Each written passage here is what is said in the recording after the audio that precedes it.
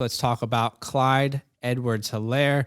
Last year, he was the RB22. In 2021, his current ADP sits him at RB17. He's the 29th player off the board. Typically, that's mid-third round. Clyde's a guy that has been rising in both of our rankings throughout this offseason. We definitely began lower on him, and as the offseason continues, as we continue to look more in depth at his year last year and his opportunity this year, he continues to rise in our ADP. Badake, we are both higher. We're both actually have him at RB13 in our rankings. Mm-hmm. Why are we both higher than the consensus right now on Clyde? When I think of Clyde Edwards-Helaire, I just think of his offense. Mm-hmm. I think of the people around him, that offensive line, and how much they invested in the offensive line coming into this offseason. Yeah, true. And then Patrick Mahomes. Like, let's not forget, once again, the best offense in the NFL. This is probably hands down. We can both agree that the Kansas City Chiefs has the best offense. Look, and I think about last year and how he started. Mm-hmm. You know, they got Le'Veon Bell, Damian Williams got injured early. No, he sat out because of COVID. Yeah. Oh, there you go. He sat out early because of COVID. So everything was going right for him, Clyde.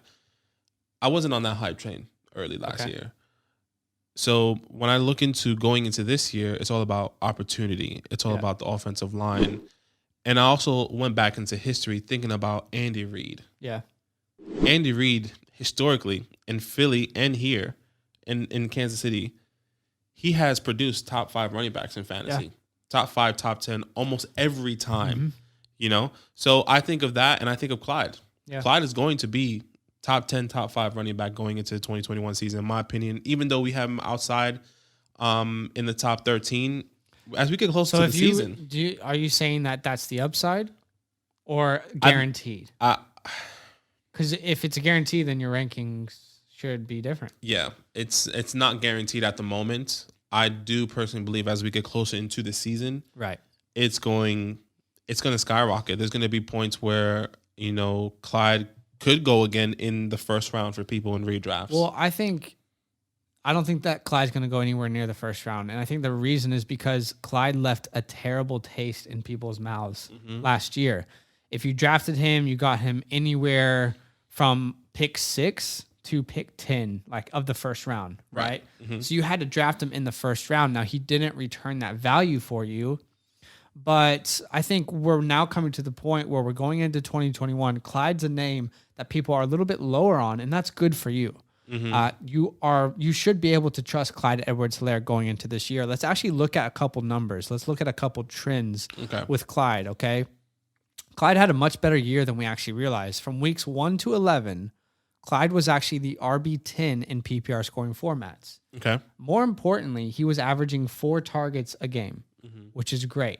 If you can get 4 targets a game, you can do something with those receptions that raises your ceiling in a PPR league. Le'Veon Bell then comes in. Clyde has some injuries.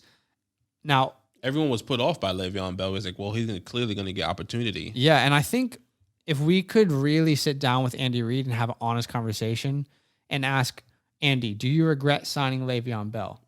I think the answer would be yes. It really brought like not a distrust, but the flow of this running back room, you could see something was a little bit off. Right. But you can also see in the numbers, they switched from trusting Clyde 100% to forcing Le'Veon and Darrell Williams the ball. If you look at week 11 onwards, we see a weird trend, right? When Bell signed, Clyde went from around 23 touches per game to around 11 touches per game. So right after the signing of Le'Veon Bell, Clyde's production, his touches drops significantly.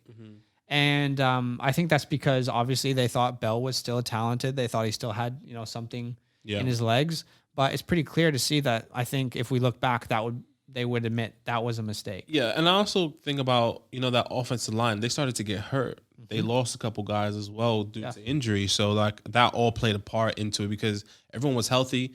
Clyde, remember his first game, he scores a touchdown. I think he averaged about like 15 touches that game. So that was like, okay, whoa, Clyde's the guy. This is it. I think we're going to see that and more. I believe he's going to average. I feel like we see more of the first half of the year Clyde than the second half. Mm-hmm. There's 100%. no one coming in competing with these touches, really. I mean, they signed, who's the guy from San Francisco? Jerick McKinnon, they signed. I mean, look, he's just a depth piece at this point.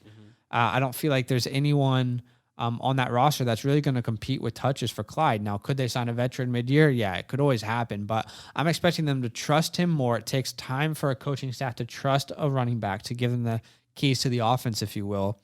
And I expect to see more of that weeks 1 to 11 Clyde, who was the running back 10 from weeks 1 to 11, got 4 targets per game in a great offense, like you said.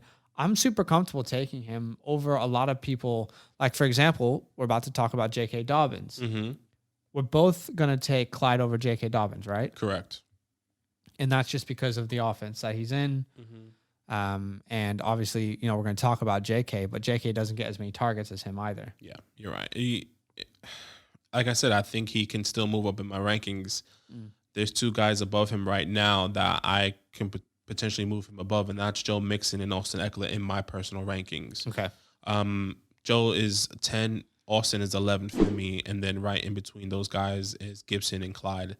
I can see me moving Gibson up and moving the Clyde up and moving those 2 guys down, and him going to my RB11, you know, in that scenario. So it just really depends on kind of what's really going to happen in going into this year, really. Yeah, definitely. I mean, I had to move Mixon down significantly in the last week. That's for a different video. But we're both happy with Clyde's ADP. So based off of where he's going right now in drafts, we think it's a steal. We think it's good value. 100%. Yo, what's good? Thanks up? for watching. We got a lot more videos. A lot more. If you want more videos. Watch now, it. You can also subscribe. Right now. If you want to. You need to. And lastly, don't forget that you can sign up to support the show and get exclusive content by going to patreon.com/fantasylandfam.